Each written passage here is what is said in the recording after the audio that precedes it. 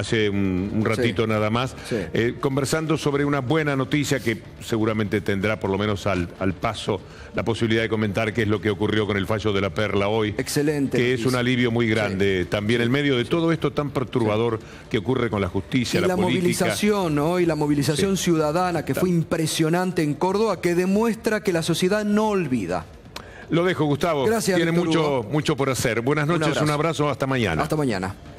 Señoras y señores, después de Víctor Hugo, aquí en la pantalla de C5N, comienza Minuto 1. La realidad, lo que otros te ocultan, lo que otros no te cuentan, acá diariamente te contamos. Y obviamente que el tema principal de nuestra editorial y de nuestro análisis hoy en el comienzo es la gravedad institucional y jurídica de lo que ha pasado con este audio que se conoció del fiscal federal Guillermo Marijuán. Un escándalo realmente, un verdadero escándalo que pone a un sector del Poder Judicial de la República Argentina en la mira, en el cuestionamiento, que destapa, sin lugar a dudas ya, destapa y deja allí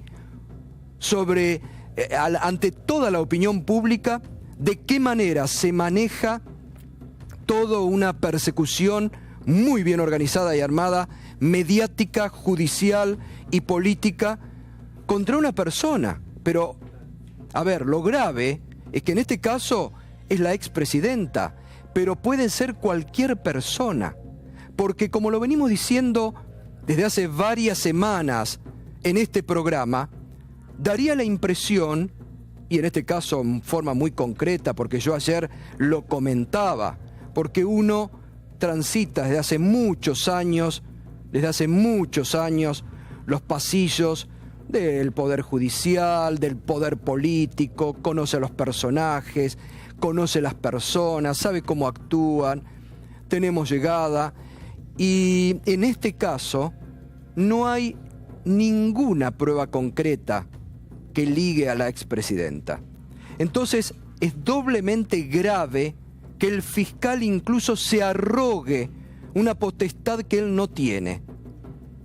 En todo caso, el que tiene que condenar o juzgar es el juez. Ya el fiscal determina en este audio que la tiene acorralada. Llamativamente anoche algún título de algún canal utilizaba este término, como que si también habrían recibido cierta instrucción de ponerlo, ¿no?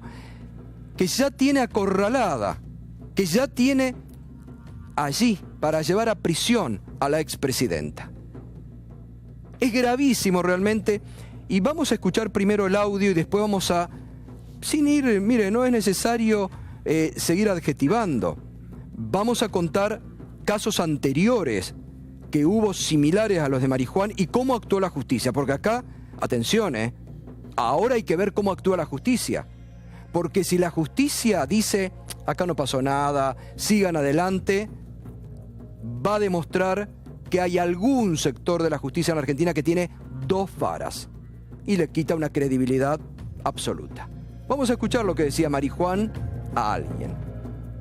Decirle que lo más importante, además del pedido de indagatoria, es que la dejo al borde de la detención con la prohibición de salida del país y con el deber de comparecencia ante el tribunal. Vamos a ver, vamos a recordarlo, ¿no? Decirle que lo más importante, además del pedido de indagatoria, es que la dejo al borde de la detención. Ahí está. Fíjese, un fiscal que no tiene el poder ni de juzgar ni de condenar, ya se arrogó que tiene al borde de la detención a la expresidenta Cristina Fernández de Kirchner. ¿Con qué pruebas? Porque la justicia, que todos sepamos, tiene que haber todo un proceso judicial, de presentación de pruebas, las evalúa el juez, se tiene que llamar al derecho de defensa. No, ya el fiscal determinó, y ahí demuestra la animosidad hacia una figura, la búsqueda de no importa cómo, la búsqueda de que esa persona vaya presa. Por otra parte, Ahora lo dejan explícito, pero está claro. Y lo grave es que, fíjese lo que le vengo diciendo. ¿Cómo actuó la justicia frente a casos similares? Por mucho menos, lo hemos comentado aquí en varias oportunidades, el juez federal Sebastián Casanelo fue injustamente perseguido, acosado, denunciado mediáticamente, le dedicaron tapas. ¿Por qué? Porque el imputado por el juez, el procesado por el juez, producto de la investigación, Lázaro Báez, dijo al pasar, denunció al juez que lo había visto en una reunión en la Quinta de Olivos con la expresidenta. Las autoridades de Casanelo, la Cámara Federal, le creyó al imputado, al procesado, como muchos medios. Le mandaron la Policía Federal al juez para que investigue al juez. El reino del revés. No le creyeron al juez, que decía, yo no tengo nada que ver, yo nunca estuve, no la conozco, no me reuní personalmente. No le creyeron al juez, le creyeron al imputado, al procesado por el juez. ¿Y qué se determinó? Que lo que había dicho el juez era la verdad. No había ni registro ni testimonio, porque los que decían que lo habían visto desmintieron ante la justicia de que habían visto al juez en la Quinta de Olivos. Nos remontamos un poquito más atrás, cuando el caso Chicone estaba en su mayor efervescencia y lo investigaba el juez federal Daniel Rafecas y el fiscal Carlos Rívolo, con acciones muy concretas, muy contundentes, cuando incluso, recuerda usted, en un momento se ordena por parte del juez un allanamiento en la casa, en el departamento, en Puerto Madero, del entonces vicepresidente Vudú.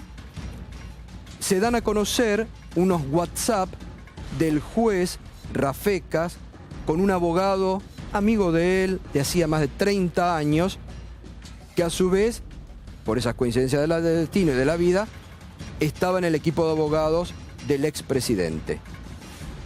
Y allí había como un comentario, como una sugerencia del juez Rafecas, que para nada invalidaba el proceso que se estaba realizando, porque en ese momento el propio fiscal salió en defensa del juez a decir, a mí el juez no me ha impedido absolutamente nada.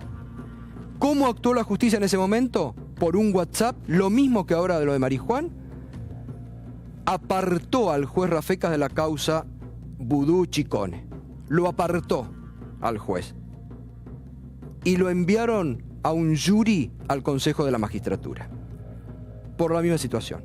Quiere decir que en este momento la justicia, los superiores de Marijuán, tendrán que actuar con la misma vara, de la misma forma. Sí, me parece muy bien, hay que escucharlo. Hay que escuchar y hay que ver cómo se actúa por parte de un sector, porque además no hay que generalizar, ¿eh? No hay que generalizar. Hay que ver cómo actúa un poder, una parte del Poder Judicial. Escuchemos. Decirle que lo más importante, además del pedido de indagatoria, es que la dejo al borde de la detención, con la prohibición de salida del país y con el deber de comparecencia ante el tribunal. Bueno, allí está. Reitero, es fundamental para que todos los ciudadanos, para que nosotros sigamos creyendo en el sistema judicial argentino. Quiero ver por qué hoy no hubo reacción de aquellos dirigentes políticos, de aquellas ONG que se rasgan las vestiduras a diario, que hablan de la transparencia de las instituciones, de la República. Hoy, llamativamente, están callados la boca. Muchos o muchas denunciadoras seriales diarias hoy, frente a este tema, no, miran para otro costado. Es como que eso no lo veo porque, no, a ese hay que proteger. La vara para unos, la otra se usa. Entonces acá, la justicia es la que tiene que actuar como los casos anteriores a los que les comenté. Reitero, por mucho menos a un juez impecable, que no tienen absolutamente nada que achacarle como al juez federal Sebastián Casanelo, le hicieron la vida imposible y no pudieron encontrarle nada. Ni hablemos a otro juez realmente impecable como el juez Rafecas, que lo vienen hostigando últimamente porque no falla como parte del poder mediático, judicial o político quieren. Entonces estas cosas hay que empezar a decirlas. Basta de hipocresía en la Argentina. Esto ayuda, reitero, a transparentar cómo se manejan, con parte del poder mediático, parte del poder judicial y parte del poder político. Esto de Marijuán deja a la luz cómo se orquesta todo y cómo se arma todo. La expresidenta hoy a través de Twitter se refirió a esta situación. Vamos a leer los tweets. Decirle que lo más importante, además del pedido de indagatoria, es que la dejo al borde de la detención. Y hace mención porque quien dio a conocer este audio fue el Destape. Con la prohibición de salida del país y con el deber de comparecencia ante el tribunal. Marijuán. Siguen los tweets, está enumerando lo que ya escuchamos, ¿no? Mensaje de Guillermo Marijuán, fiscal de Comodoro Pi, cuyo audio tomó estado público. Un escándalo sin precedentes. Hace referencia al Destape, el sitio, al portal de noticias que dio a conocer esta grabación. Más allá de la confesa parcialidad y animosidad, lo más grave es la comprobación irrefutable de la corrupción de sectores del Poder Judicial.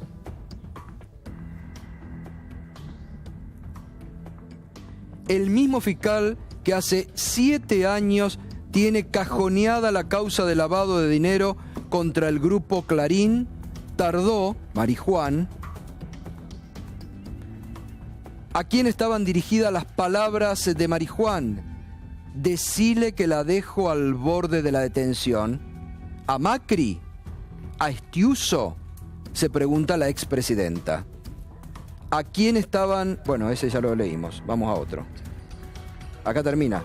Bueno, estos son los tuits que hoy la expresidenta puso. A propósito, ¿algún fiscal pedirá los teléfonos de Marijuán y de quien corresponda? Bueno, esto hace referencia también porque al juez Casanelo lo rastrearon los teléfonos. ¿Alguna cámara de Comodoro Pi de inédito afán investigativo, como se ha visto en los últimos días, se hará cargo de investigar? Se pregunta la expresidenta. Bueno, está haciendo referencia a estos casos que nosotros bien comentábamos, ¿no? Porque es verdad, al juez Casanelo hasta le rastrearon los teléfonos, las llamadas, para ver si había estado en la Quinta de Olivos. No le creían al juez, le creían a un procesado, a un imputado por el juez. Por eso digo, las autoridades, los supremos, los jefes de Marijuán tienen que actuar inmediatamente, de la misma forma que actuaron antes contra Rafecas o contra el juez Casanelo. Si no lo hacen, pierden absolutamente la credibilidad. Nada de lo que hagan en esas causas a partir de ahora va a ser motivo de seriedad, porque han perdido la seriedad. Básicamente lo que debería preguntarles es decirle a quién. Sí, total. Esto es lo central. Digo, por lo menos que lo llamen a declarar y que diga, ¿a quién le estabas hablando, Marijuán? No, pero además que se arroga una autoridad que no tiene el fiscal, porque el fiscal no puede ni condenar ni juzgar. Pero además es central eso, decirle. Bueno, y además, pero además de eso, el arrogarse algo que no le corresponde y la animosidad, está clarísimo, como que ya estaba ahí, ya la tenían agarrada para la detención. Bueno, Gregorio Dalbón, que representan algunas causas a la expresidenta, hoy justamente se refirió a este tema. No puede, bajo ningún punto de vista, un fiscal dar, digamos, futurología a nadie, diciendo que decir que queda al borde de la detención porque le prohíbe la salida del país. Digamos, es una información que está dando que no tiene primero nada que ver con el derecho, porque la expresidenta está a derecho en todas sus causas. Es imposible que haya obstruido la justicia, jamás lo hizo, y es imposible que se fugue porque es una mujer conocida, bueno, por todo el mundo. Es un disparate lo que hizo este hombre. Bueno, pero... Y es para Yuri, a Marijuán le corresponde, primero y principal, la inhibitoria en todas las causas en donde Cristina Fernández de Kirchner es acusada por él, en todas. O sea, él tiene que salir de todas esas causas, porque Marijuán sabe muy bien que si la voz es de él, el que se va a tener que ir de las causas va a ser él, que tenés que bajar de todas, y te tenés que bajar vos, no esperes que ahora vengan los abogados y te pidan que te bajes porque es una vergüenza. Seguramente Marijuán lo va a entender y se va a tener que ir, porque esa es la única chance que le queda de seguir siendo fiscal. Le pasó esto, y se acabó. Se le acabó Marijuán Cristina Fernández de Kirchner, se le acabó Marijuán la carrera.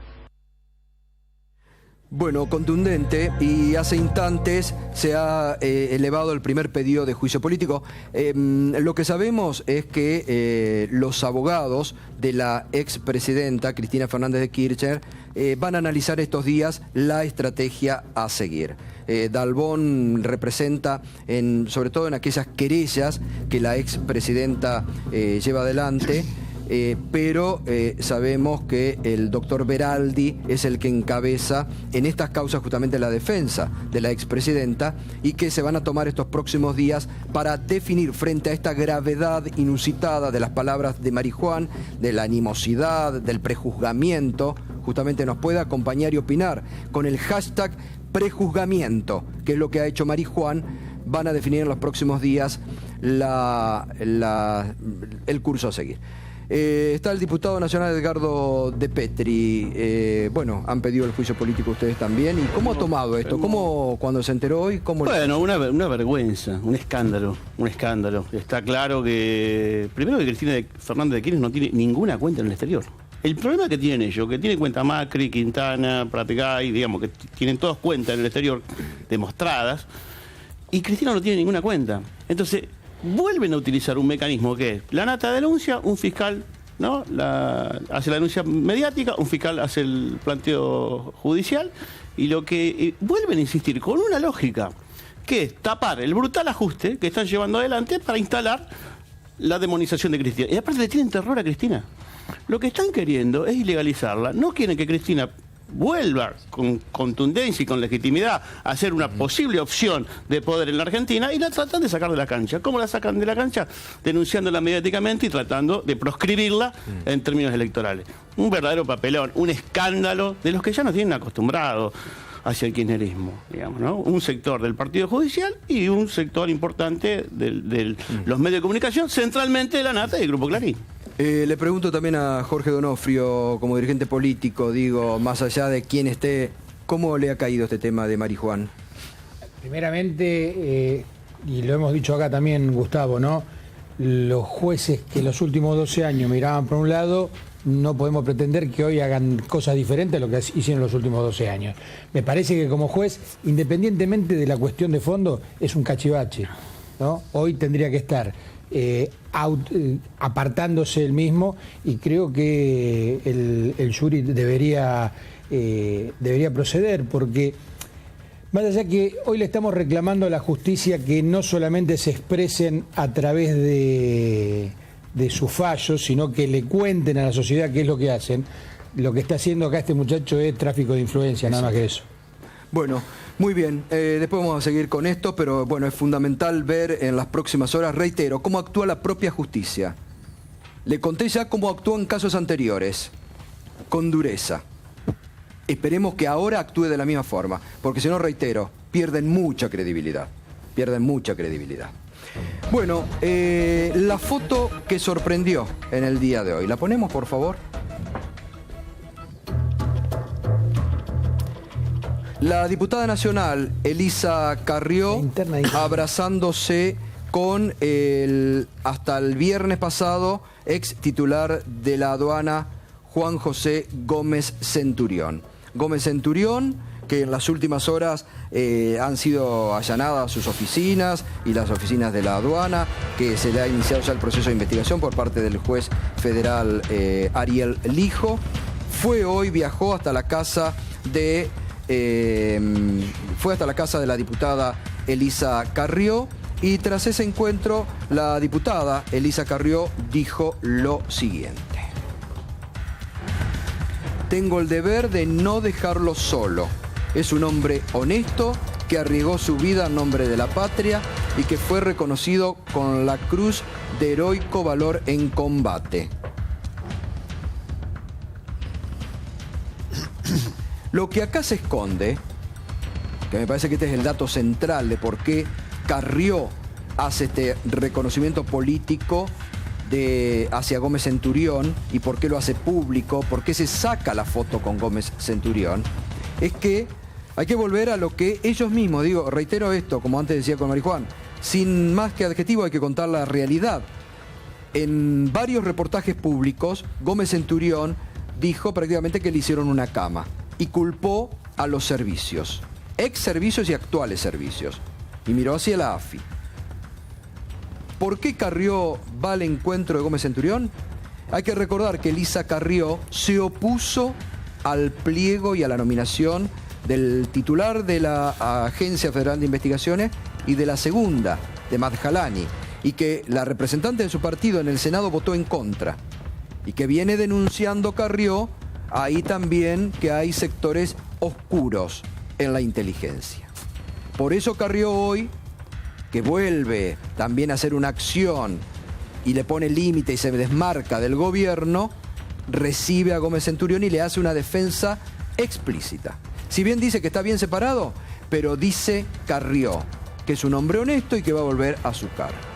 Es decir, también entra Carrió a este intríngulis que en las últimas semanas se está viendo mucho, que el propio Gómez Centurión lo dice, que los servicios están actuando como están actuando también en la justicia, ¿no?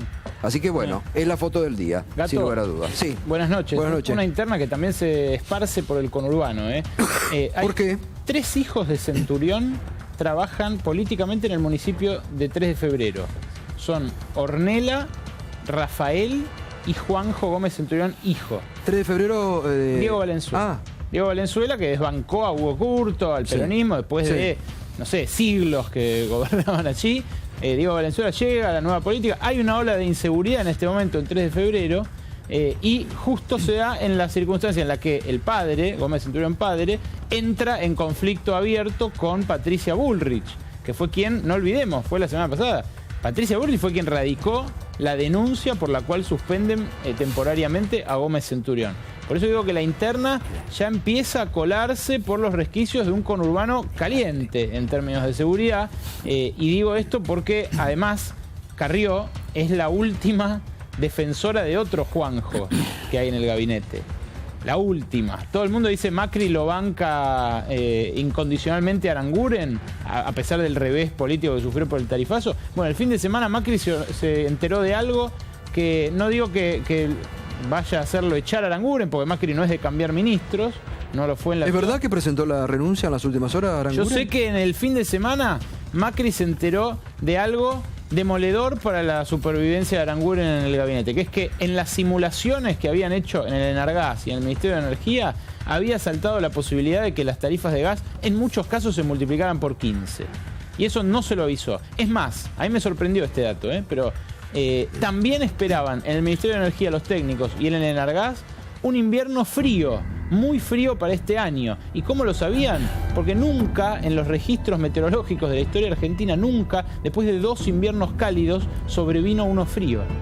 Y los 2 últimos fueron cálidos, los de 2014 y 2015. Con lo cual, hasta el avatar climático que llevó a que las facturas se multiplicaran por 15, que fue el invierno más frío en los 60 años últimos, hasta eso lo podría haber previsto Aranguren. Cuando el presidente se entera de eso por boca de uno de los 1000 enemigos que ya tiene Aranguren en el gabinete, todos se lo quieren sacar de encima, le dicen que le cambió, las fuentes que consulté dicen que le cambió la cara al presidente. Y que en última instancia, la última banca que tiene Aranguren es Elisa Carrió también. Elisa Carrió... Esa que criticó duramente el tarifazo Carrió. Sí, pero, fue la primera en decir que el gobierno no cumplía con la ley. Incluso. Pero acordate que cuando lo dijo Juanjo querido, a pesar de lo que te quiero, Juanjo, bla, bla, bla. Bueno, en estos últimos años la relación entre Aranguren y Carrió fue muy estrecha, al punto de que no sé si está declarado como parte de los gastos de la coalición cívica y demás, pero en el mundo petrolero se dice que Aranguren fue un apoyo de la carrera política de Carrió en los últimos años, como empresario, ¿no? Bueno, por eso digo, no, como no me consta, no vi papeles de aportes legales ni nada, pero sí está claro que... Estos son los voceros de la interna de inteligencia que hoy sufre la Argentina, ¿no? A ver, ¿de dónde sale la información de Carrió? ¿De dónde sale cuando Carrió dice hay escuchas telefónicas que dicen tal o cual cosa. Antes se quejaban de los carpetazos que los había. ¿Y esto qué es? Bueno, Carrió hoy ha denunciado a Sergio Massa. Dice, ha denunciado a todos los ex jefes de gabinete del kirchnerismo, incluido Sergio Massa. Le pide a la justicia que también Sergio Massa vaya a declarar. Los denunció a todos. Creo que esta semana cae Ratón Mickey también y Buzz Lightyear. Pero sí, no, aparte es raro, digamos, en un gabinete que tiene un ex ministro también del kirchnerismo, que es Lino Banianeo. O sea, si quieren hacer ADN de los ministros y funcionarios que inclusive tiene Cambiemos, se van a encontrar con que muchos participaron del proceso del Frente para la Victoria. Bueno, seguimos. Quiero decirles, bueno, ya lo vamos presentando, ¿no? Está Edgardo de Petri, que recién le preguntábamos, está Jorge Donofrio, está también Hernán Albizu, que es presidente de la Comisión de Consumidores de la Cámara en la provincia de Buenos Aires, importante por estos días tarifazos, y está Hugo Yasky, secretario general de la CTA. ¿Se viene el paro nacional de la CTA, Hugo Yasky? Porque la CGT, nada. Se reunificó y nada. ¿Ustedes van al paro con la CGT, con la CTA de Pablo Micheli? Nosotros estamos con la CTA de Pablo Micheli, con un sector de la CGT, convocando algo que creo que va a estremecer todo el país, que es la marcha federal. Que comienza 3 ahora, días, ya, ¿no? Comienza el 31 con 16 actos en distintas provincias. Va a seguir el día 1. Ahí hay 4 actos muy grandes: Santa Fe, otro en Rosario, otro en Córdoba, otro en Mar del Plata. Esos actos los convocamos con los sindicatos de la CGT y de la CTA, las dos CTA y la CGT. ¿Qué sector de la CGT dijo? Usted dijo un sector de la CGT. Bueno, Palazzo. No, a nivel nacional el sector de Palazzo, pero hoy hubo algo interesante, y es que en la reunión que hizo la CGT decidieron dar el apoyo a la marcha federal, y es probable que el día martes estemos haciendo una conferencia de prensa. O sea, iría a la CGT unificada, digamos. Por lo menos varios sindicatos importantes de la CGT, ya no solamente el sector de Palazzo. Esto sin lugar a dudas le va a dar una masividad, claro. Y creo que entramos en la cuenta regresiva del paro nacional, pero la marcha federal va a ser un movimiento muy importante. Ya lo hablamos, ¿eh? Bueno, hoy se reunió el Consejo de las Américas, ¿no? Que tiene oficinas muy coquetas en Estados Unidos, Nueva York, pero que hace anualmente, se traslada a la ciudad de Buenos Aires, y bueno, van todos, ¿no? Hasta Berco estuvo hoy ahí en primera fila sentadito. Hasta Berco. Hasta Berco. Imagínate la amplitud del encuentro empresario, ¿no? Era muy pluralista. Sí, así es. Bueno, pero es importante porque siempre trae muy buena información. Finísima información. Retiro al asta, no quise hacer para nada. Hoy siempre está presente Berco, por eso siempre tiene excelente información. La verdad que es lo que más me divierte. Por supuesto. Seguir el pulso. Pero vamos a ver y vamos a analizar, porque como estuviste ahí, Berco, planteó el jefe de gabinete, Marcos Peña, una realidad que no sabemos si es de la Argentina. Esto decía Marcos Peña. Y vivimos claramente un clima de libertad que se expresa tanto en los medios de comunicación como en el día a día de nuestra calle. Ahora, en lo económico teníamos un gran desafío, que era evitar una gran crisis. Y trabajamos en una cuestión inédita, gracias al gran equipo económico y el liderazgo del presidente, que era evitar una gran crisis económica antes que ocurriera. Es cierto que veníamos, como decía Horacio, de 4 años en donde el crecimiento combinado de esos 4 años fue el 1%, cuando nuestra población creció el 3%. Claramente un estancamiento que no generó trabajo ni inversión. Pero para muchos argentinos ese acostumbramiento a ese estancamiento no generaba la percepción de crisis. Se logró generar esa estabilización también con innovaciones respecto a nuestra historia del pasado. Como ha ocurrido en otros momentos, tentarse con todo lo que se ofrecía, sino poder ir por un camino más gradual y respetar un plan financiero, fiscal y monetario que tenemos hoy en la Argentina.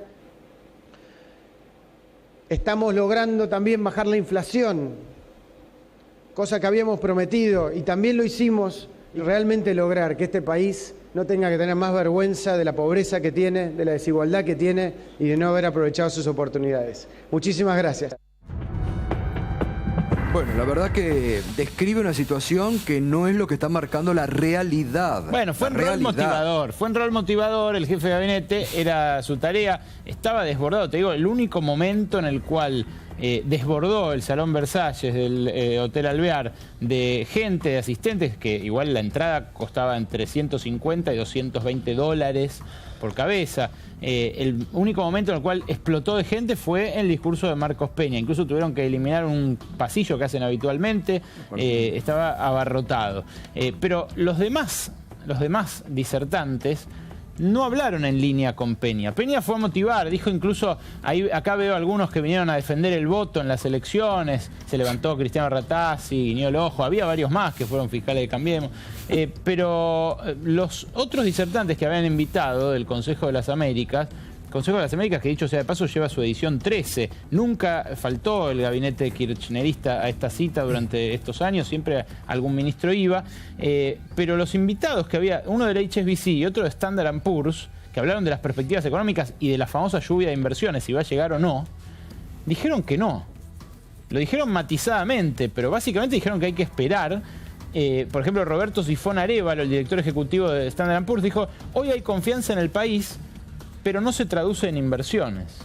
Gerardo Mato, el que envió el HSBC, dijo: la inflación es un problema gravísimo, pero si la economía no se reactiva, no va a haber desembolsos.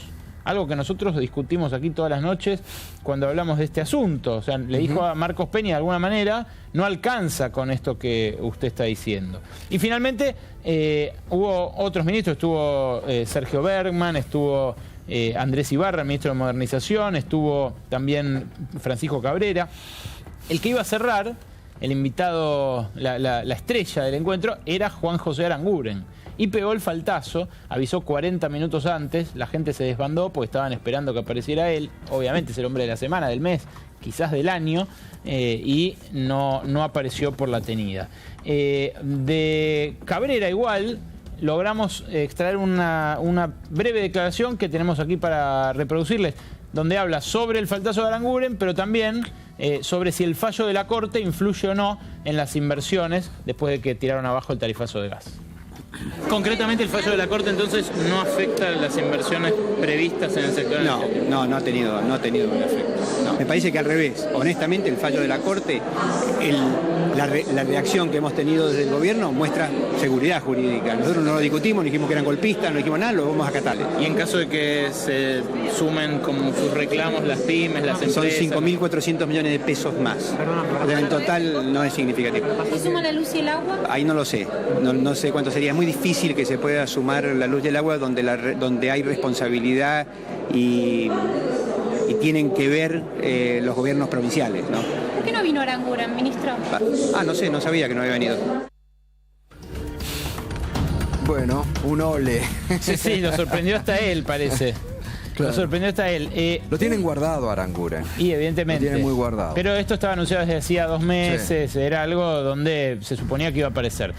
La nota de color, lamentablemente, no lo filmamos, no lo grabamos, pero sí se los reproduzco porque me lo dijo en un pasillo, en esas circunstancias donde uno ahí habla, les puede hacer 2 preguntas a alguno de estos grandes empresarios que no suelen hablar, no suelen venir a programas de televisión.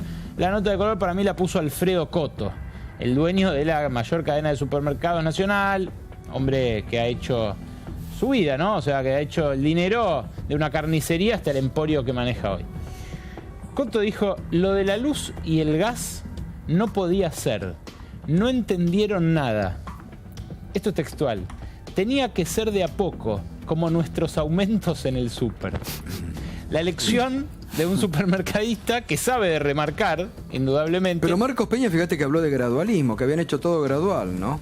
No es lo que piensa Alfredo Coto, por lo menos por lo que nos dijo esta tarde. Después desfilaron empresarios de todo tipo, banqueros, grandes industriales. Estaba el dueño de Pan American Energy, Alejandro Bulgeroni. Había, pesos pesados de verdad en este encuentro, por donde, como les decía, desfiló medio gabinete de Mauricio Macri y se dieron cruces de deseos positivos para el futuro, pero también advertencias de que con eso no alcanza para que lleguen las inversiones. Bueno, muy bien. Berco, hoy se han conocido, lamentablemente esta semana venimos marcando diariamente, ayer veíamos cómo se había desplomado la actividad industrial en Argentina nuevamente, el PBI nuevamente, y hoy se conocieron números del consumo nuevamente en rojo, ¿no? Sí, los datos que se conocieron hoy fueron, por un lado, la facturación de supermercados y de shopping que lo dio el INDEC, en ambos casos creciendo entre 15 y 20 puntos por debajo de la inflación, o sea, facturando un 26-27% más que el año pasado, que es mucho menos que el 45% de inflación que admite el propio INDEC,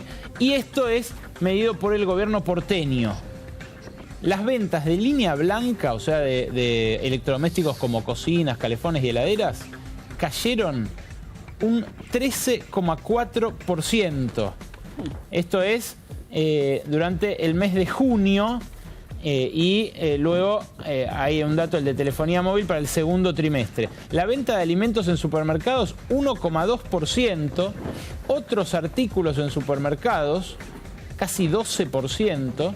Y telefonía móvil, ahí sí en el segundo trimestre, 13,8%. Números que marcan caídas en rubros del consumo que son muy populares, ¿no? Los celulares hoy los tiene todo el mundo, y las ventas de alimentos que por supuesto todo el mundo necesita también. Bueno, y además de esto, para que se vea cómo se han derrumbado, la Universidad de Itela, que mes tras mes va marcando el índice de confianza en distintos rubros, está indicando que el índice de confianza del consumidor se desplomó en agosto un 24,7% respecto del mismo año del año pasado. En relación a julio, el índice mostró una merma del 6,2%. La confianza de los argentinos sobre la posibilidad de comprar bienes durables, un auto, un electrodoméstico e inmuebles se hundió un 51,4%. Relevamiento que realiza mensualmente la Ditela, que es el índice de consumidor, que siempre se lo tiene allí. La percepción de los argentinos sobre su situación económica personal con relación a un año atrás cayó un 20,1%. Y la confianza sobre la situación económica del país retrocedió un 9,4% respecto de la consulta realizada en el mismo mes del 2015. Dos cuestiones para terminar esto y ya venimos al debate. Hoy en Córdoba, los juicios de la verdad que se realizan sobre la pasada dictadura militar por La Perla, uno de los mayores centros clandestinos de tortura y desaparición de personas. En ese juicio condenaron a estos hombres, sobre todo a Menéndez, el símbolo de la represión en Córdoba, en La Perla, y también al Nabo Barreiro, al mayor al Nabo Barreiro. ¿Y sabe por qué? Además fue impresionante, sí, impresionante la gente afuera.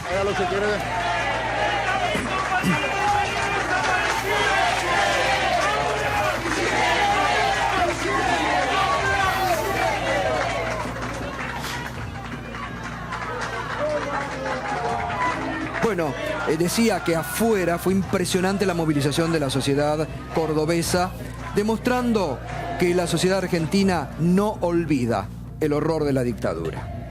Bien condenados están Menéndez y ¿cuántos más, Mariano? Sí, fueron 4 años, hubo 10.000 personas, quiero aclarar, en la calle, así que esto es como bien decía el gato, fueron 4 años de juicio, de declaraciones, 600 testimonios, se condenaron a 28 personas a perpetua, hubo 5 absoluciones, esto también es interesante decirlo cuando se habla de que no hay garantías para los que son en este tipo de juicios, y hubo 43 condenas a 21 años, fue por 716 causas de desaparición, de los cuales 279 personas nunca aparecieron y solo 71 de ellas fueron encontrados sus restos. Y el 60% de los desaparecidos detenidos en Córdoba eran obreros de muchas de las empresas. Me acordaba hoy de Raúl Alfonsín. ¿Sabes por qué? Porque el Nabo Barreiro, que fue condenado, que se había ido a Estados Unidos y que el pasado lo trajo y afronta ahora la cárcel, a perpetuidad, el Nabo Barreiro fue el que originó el primer levantamiento de los Carampitadas en el 87 contra el gobierno democrático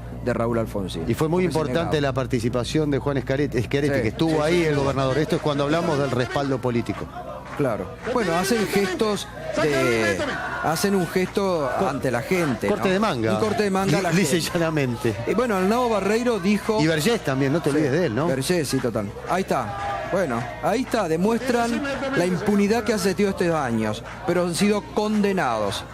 Sí, de nada les valen los gestos. La justicia los ha condenado y van a purgar en la cárcel, donde tienen que estar. Donde tienen que estar. Bueno, muy bien. Y antes de ir al debate, distendemos un poquito con algo que pasó ayer, que se conoció hoy. Lo que pueden las milanesas en la Argentina. Esto es fácil. Las milangas lo que pueden. La reconciliación de Moyano, de Hugo Moyano, con Mauricio Macri. Ayer en la Quinta de Olivos. Moyano, que bueno, fue promotor de la candidatura presidencial de Macri el año pasado, que había querido ir por la AFA, que Macri lo bajó de la AFA, los enemistó, el tema del fútbol, no el tema de los despedidos, no, eso no, el tema de la AFA, ¿no? Y ayer, qué llamativo. Sí, fue una reunión que Moyano ya había pedido hace 2 meses y Macri lo tenía medio en el freezer hasta tanto él saliera de la CGT. Finalmente, Moyano dejó la conducción de la CGT y fue a Olivos a comer milanesa, el plato fue diseñado por Julián Aguada en persona. Se hablaron de temas generales, pero lo central fue el fútbol. Lo que le dijo Moyano, que estaba secundado por su yerno Claudio Chiquitapia, fue: nosotros queremos respetar los nuevos estatutos de AFA, todo esto que están armando, todo fenómeno, pero lo va a hacer el nuevo presidente. Por eso lo que tenemos que hacer es elecciones ya. Con esto le bajó el pulgar, por supuesto, a Armando Pérez, que es el delegado de Macri en la AFA. Bueno, así que no resigna la AFA. No, es la Ahora que dejó obsesión. la CGT. Es la obsesión de Moyano, es la AFA. Lo único que le interesa en este momento es el presidente de AFA. Bueno, rápidamente, igual hasta las 10:15 estamos con el debate. Hoy nos estamos extendiendo un poco, pero hay mucha información. Le pido disculpas a los invitados, pero ya venimos. Berco, ¿cómo planea el gobierno sostener el tema de las tarifas?